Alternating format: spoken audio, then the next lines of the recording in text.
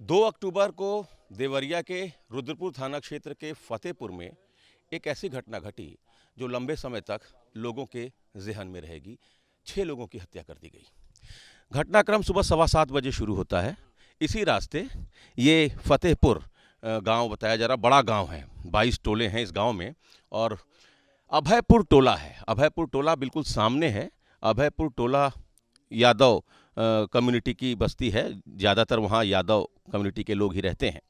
प्रेम यादव किसी मसले को लेकर, ज़मीन से जुड़ा हुआ वो मसला था, इसी रास्ते इस मोटरसाइकिल पर आता है और मोटरसाइकिल यहाँ खड़ा करके इस घर में, जो सत्यप्रकाश दुबे का घर बताया जा रहा है, वो अपनी आपत्ति लेकर सत्यप्रकाश दुबे के पास जाता है और ये कहता है कि 7-8 साल से जो मसला चल रहा है उस मसले का निदान होना चाहिए।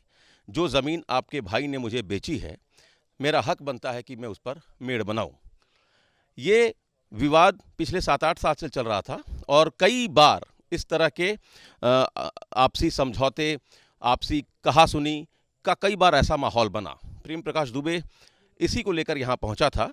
बातचीत इस कदर बढ़ गई कि माहौल गर्म हो गया और इसी गर्मा गर्मी में सत्यप्रकाश दुबे और उनके लोगों ने इसी जगह पर प्रेम यादव की हत्या कर दी। प्रेम यादव की हत्या की खबर जैसे ही अभय टोला के लोगों को मिली, अभयपुर टोला के, तो यादव कम्युनिटी के लोग बड़ी संख्या में इसी रास्ते से आते हैं और इस घर के अंदर फिर से एक बार जाकर 5 लोगों की हत्या कर देते हैं। सत्यप्रकाश दुबे और उनके पूरे परिवार के 5 लोगों की हत्या इस घर में कर दी जाती है। 8 साल का एक बच्चा गंभीर हालत में भर्ती कराया गया है मेडिकल कॉलेज में, जहां उसका इलाज चल रहा है। उसकी स्थिति गंभीर बताई जा रही है। कुल 6 हत्या आज इस गांव में हुआ। स्थिति ये है कि पूरा गांव इस समय खाली हो गया है। ये लिढ़ा टोला है फतेहपुर गांव का और इस समय गांव में कोई नहीं है। जैसा कि पुलिस बता रही है कि गांव में इस समय कोई नहीं है।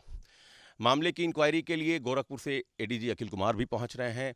आईजी रविंद्र गौड़ यहां से जा चुके हैं। उन्होंने भी यहां आकर जानकारी ली है, साक्ष्य जुटाने की कोशिश की है।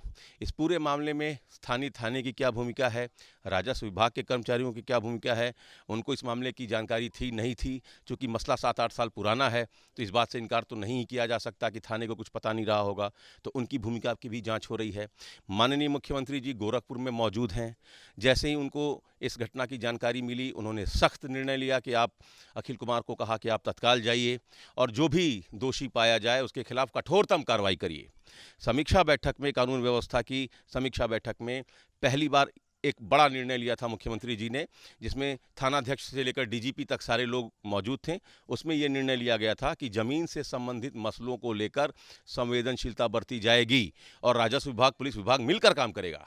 हफ्ता भर भी नहीं बीता कि एक बड़ी घटना को अंजाम दे दिया गया। तो फिलहाल एक व्यक्ति की गिरफ्तारी हुई है और एक आदमी को हिरासत में लेकर पूछताछ हो रही है।